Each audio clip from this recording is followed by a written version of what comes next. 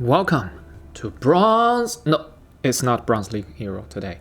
Today I'm analyzing one of my own game that is played on a hybrid map, and I played French versus French. It's on ladder, and I decided to not go for water. I decided to just go for land economy and just skip fishing boats completely, because here's my thought process. Because my opponent is also French, and going for the fishing will delay your feudal age by a lot. And if I just go for regular land economy, and I can just get pretty nice early advantage of the early knights, like I get knights out much faster than him, so I can take advantage of the fact that I have knights faster and earlier, and I can hit him faster.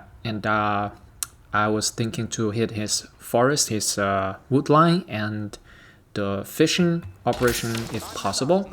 Usually a player goes for water, will try to defend their water. So it's not going to be easy to contest the water if you don't go for water yourself. I mean, this map on Ancient Spire, it's impossible to contest the water with the water almost, unless you build dock in your opponent's lake. It's a little bit unrealistic. So yeah, that's the game plan. So I'm gonna just try to analyze every step of the game. So recently I made a build order guide as a 1200 ELO French player. Just showed you how my thought process behind every single step. Almost tried to explain everything, but it was very difficult to explain in action. I was playing versus AI, so maybe it was not as realistic. Like it's more arcade. Like it's not real versus human being, so maybe it's not as convincing. So right now I'm making another one to analyze my game versus real human beings. So let's see. So as Euro, I put 7 on food and then 3 on gold, and then I will rally the next one onto wood to get lumber camp, while the scout will just gather a lot of sheep. And I didn't go for a second scout in this game just because I'm more familiar with the one scout's build order, so I didn't want to go for something more risky if I don't want to go for water. Yeah, so okay, I'm rallying workers onto the wood, and that's it. I'm gonna get another one onto the food. I have 8 workers on food, so I will have enough to get a knight out as soon as my school of cavalry is up. So that's my game plan here. I got a lot of sheep also because my opponent is not going for land economy. He's not really trying that as hard, I guess, to get the sheep. So that's a little advantage to me. And anyway, I had enough sheep for quite a long time, so that's pretty nice. I almost reached the point to age up. Anyways, yeah, right now I'm doing a voiceover, so obviously I'm not playing this game in real time right now. I'm watching my own replay and commentating. And this way, I thought maybe I can provide more clearer thought process, like give you a better explanation instead of having my brain, freezing mid-sentence when I'm explaining while playing at the same time. It's very difficult. Alright, so School of Cavalry, going down, 3 villagers on it. Not fast, not slow, very reasonable pace. At this time, this moment, I am starting to bank up a lot of wood. I could have spent them somewhere. Where could I have spent those wood? A house for sure. Alright, I scouted this his dock, and he's building the tower, so I tried to delay his tower. I know that he will eventually get a tower up, so I just wanted to delay his tower as long as possible, as much as possible. So yeah, here is me attacking his villagers. There's no animation canceling anymore, so just leave it over there. And yeah, I was looking at it a little bit. I was like, try to get it before it finishes. It's kind of pointless to stare at it, but whatever. Alright, I managed to kill it just in time, so he would have to move another villager over to finish the construction. It's barely, it's like 95% finished. So it's very unfortunate for him. I delayed that tower for quite a bit. Therefore, gonna delay his economy by a little bit as well, just slightly. So now he's chasing my scout, and he's also harassing my workers on gold a little bit. I don't know why he left. He could have left the scout there, just attack my villager on gold for a little bit longer to just annoy me, force me to pull the weakened worker away. That would be a very good play by him, but he didn't go for that. So I was just running around. So a lot of times, if you look at me, if you see me staring at the scout, right? I'm constantly staring at the scout. It's because I'm trying to grab more sheep. Also, at the same time, I was also tapping. I was using hotkey and switch back and forth between scout and TC. Even though I was not looking at TC, I just press my TC hotkey, and now I just build workers, and I press my School of Cavalry hotkey, and I can check if I'm producing. So you don't have to constantly be looking at a production building that you are supposed to build stuff. You can just use your hotkey while you are looking at your scout. You can build stuff at home at the same time. So I'm getting another stable to double produce horsemen. My plan was to just get a lot of mobile units, horsemen plus knights, to do a lot of harass to his wood line. That was my plan. So as you can see, my first knight is right away across the map, and the second knight also. They go into different destinations. I want to split them up because I need to create diversion, create chaos. So this knight was distracted by his scout a little bit, so I have to correct the course. First knight is arriving at his wood line. He would be able to see that pretty fast, pretty in time, so he will be able to pull worker away, or yeah, that is actually pretty nice pocket position for the wood. It's very nicely protected by the TC. It's very difficult to get a lot of damage without losing our knights. So yeah, pulled away, that's good. And what was that building behind? I was getting a blacksmith so that I can get additional melee weapon damage for free. That is, if you are going aggro, it's a must. You have to get it as soon as possible because, you know, free upgrade, why not? You can two-shot villager. So yeah, one is working at the tower, working on the tower. The other one is trying to get some villager kill. Just try not to die, I guess, would be the goal. And here, unfortunately, I got a little bit greedy. He had a lot of villagers garrisoned inside the TC, so the firepower was pretty strong, and the first knight went down. But it's okay, we can just build more. He's still in Dark Age. Remember that his economy is delayed. He wasn't able to consistently build a ship as he wanted because we delayed his wood mining. And let's see, what did I do? I just consistently building more horsemen and knights. Obviously, you want to prioritize knights because they're just simply much better units. So you want to put more workers on food as well as gold. I had a lot of wood because horsemen, after all, it didn't cost that much wood. So definitely needed to balance my economy a little bit better because I was building so many knights. It's very demanding for the economy. Okay, I was hitting the gold at the same time as I was hitting the fishing operation. So it's very nice distraction. You know, as I mentioned before, always try to create diversion, create distraction for your opponents to hit the left and poke the left and then hit on the right. So that's the basic idea and the tactic. Right, so just going in again and again, over and over again. So if you see your opponent pulling units, pulling spearmen to defend, to attack you, just run away. You don't have to engage. Alright, so try to consistently build workers if possible. I was targeting the fishing boats here.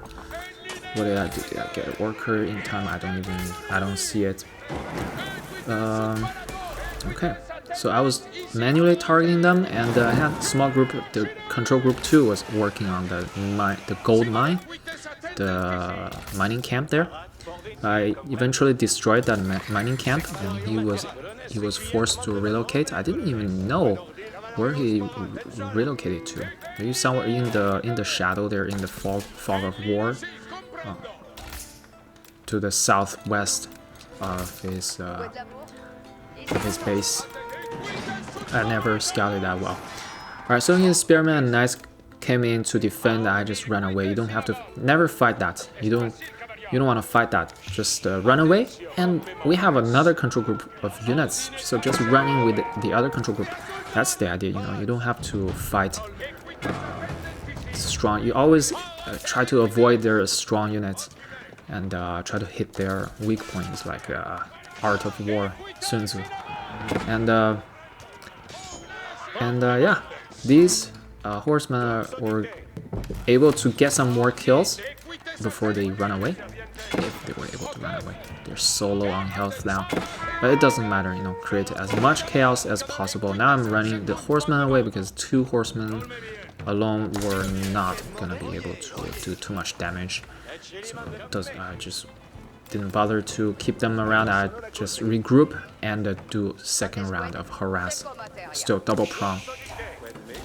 And now I'm building archery range. The reason is because I saw he had a lot of spearmen, so I wanted to directly counter him so I can contest the water. Here my knights, I lost the knight here. I didn't micro very well, but indecisive at the beginning of it.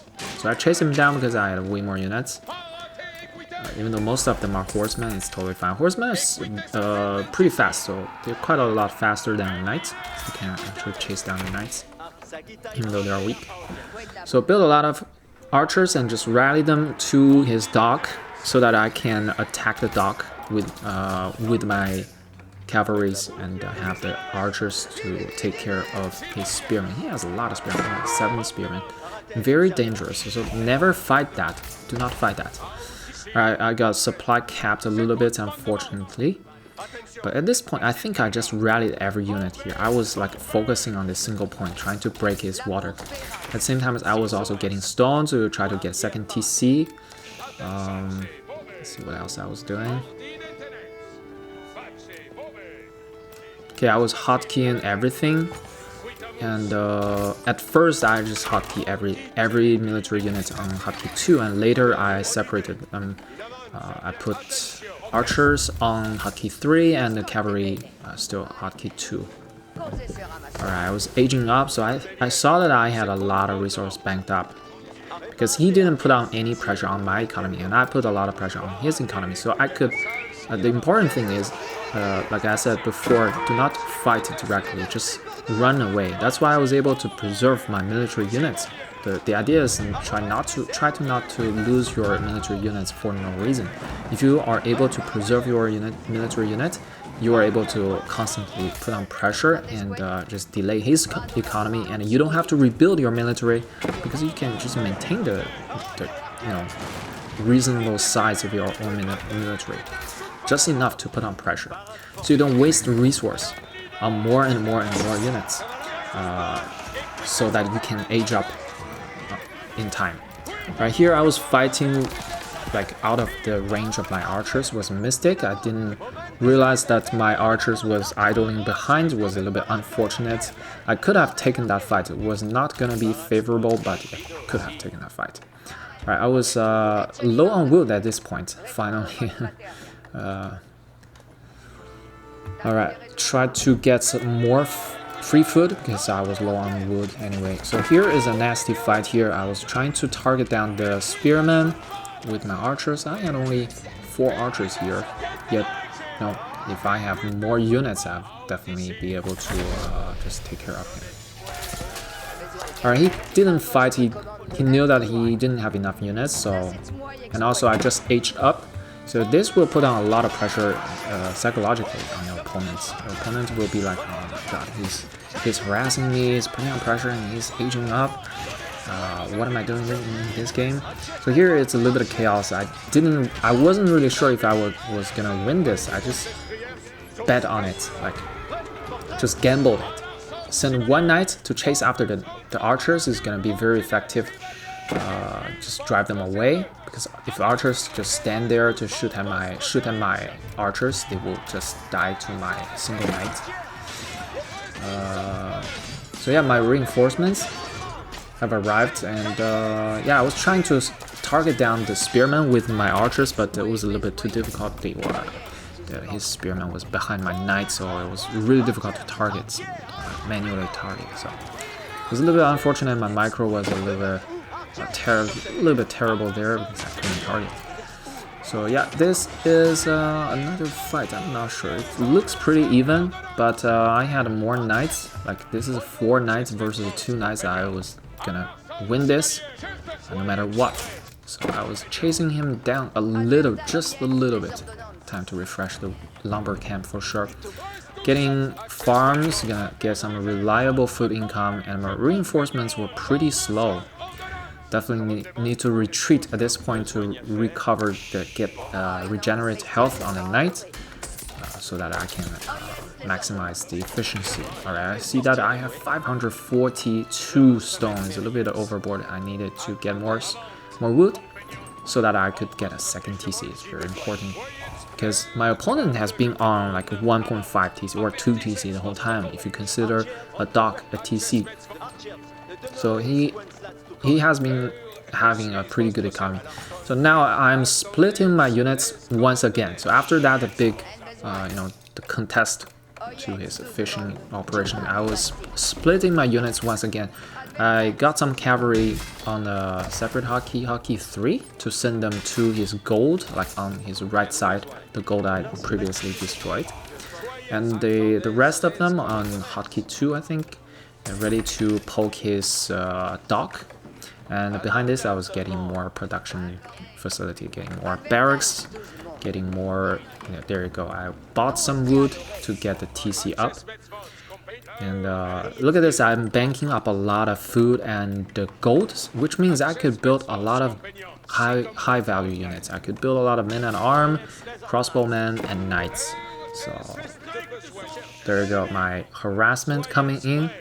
He's pulling away. I knew that he would be able to defend that pretty easily, so I didn't want to linger there. Just pull him away, wait for an opportunity to come in, to go in once again later. You don't want to lose units for no reason.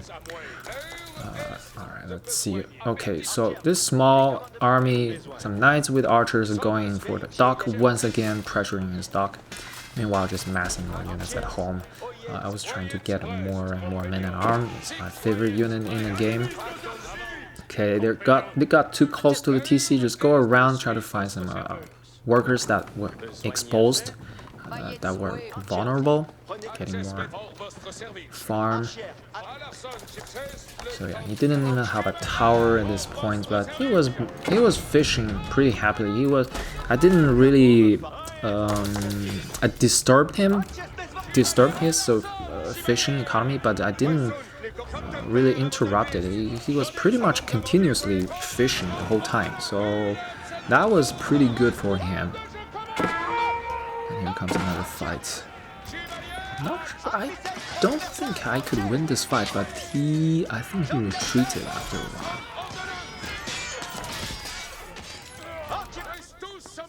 Yeah, he could have just fought there, I don't know. Maybe he saw that I was harassing in his base, that's why he pulled away. Also, I had a feeling that that was his main army. That 4 knights were all he had. That's why you put on pressure. If you have put on pressure, it's like a snowball. You just continuously putting on pressure. Especially knights versus knights, French versus French. Once you have a number advantage, you just get a better fight, and you will get a better and better fight because it just snowballs. So I was able to have 2 significant forces to attack on different fronts, on 2 fronts. So that's another way to pull him apart. Literally, he just cannot handle this. Look at this. Didn't destroy that. He canceled it in time. It's fine. I'm pulling back my hotkey number 2 and just to regroup them with my reinforcement to make a bigger, larger army, more scary army with the mangonels, very strong with the siege weapons. So getting more farms as well, getting a lot of men at arm, spend all the money, and I needed a lot of food because I was spamming men at arm, and maybe some spearmen as well. So yeah, getting more houses, try to not get housed, and getting upgrades. Okay, so here what you can do is to I did this tactic that is basically going in with a very small group of a raiding party to distract him and pull his attention away, and then just go in with my main army in the front. That was the idea, and let's see the execution eventually if it turned out well. And I built another mill. I wanted to get free food. You want to get as much free food as possible. You don't want to always build farms because they cost wood, and you would need wood to build more siege weapons and stuff, and more barracks and whatnot. So yeah, definitely, if possible, if it's possible, you always want to get free food, berry and deer. Right? Did you see that I shift Q the workers? Shift click on the workers, so they will attack in that order. Only the workers. They will not turn around to fight his military units. And now I was running away.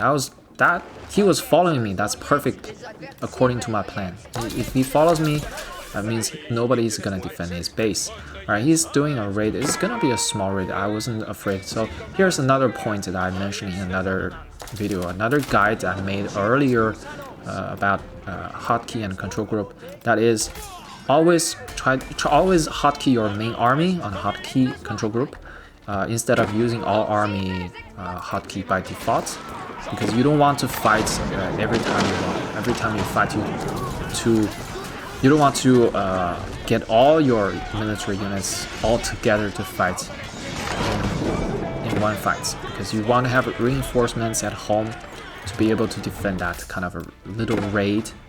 It didn't turn out very well because I had reinforcements at home, because I wasn't using all military hotkey.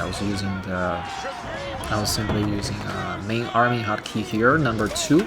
Main army is on hotkey 2. There you go.